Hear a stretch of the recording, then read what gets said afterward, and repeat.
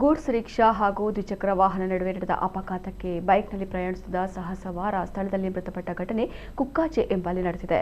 ಕುಕ್ಕಾಜೆಯ ಪಂಜಾಂಜೆ ನಿವಾಸಿ 23 ವರ್ಷದ ಮನೀಶ್ ಎಂಬಾತ ಮೃತಪಟ್ಟ ಯುವಕ.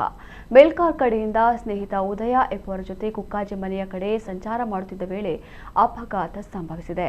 ಅಪಘಾತದಲ್ಲಿ ಸಹಸವಾರನಾಗಿದ್ದ ಮನೀಶ್ ರಸ್ತೆಗೆ ಎಸೆಯಲ್ಪಟ್ಟು ಗಂಭೀರವಾಗಿ ಗಾಯಗೊಂಡು ಸ್ಥಳದಲ್ಲಿಯೇ ಮೃತಪಟ್ಟಿದ್ದಾನೆ.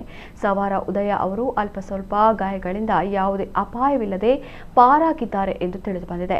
ಬಂಟ್ವಾಳ ಟ್ರಾಫಿಕ್ ಪೊಲೀಸ್ ಠಾಣೆಯಲ್ಲಿ ಪ್ರಕರಣ ದಾಖಲಾಗಿದೆ. ಘಟನಾ ಸ್ಥಳಕ್ಕೆ ಟ್ರಾಫಿಕ್ ಪೊಲೀಸರು ಭೇಟಿ ನೀಡಿ ಪರಿಶೀಲನೆ ನಡೆಸಿದರು.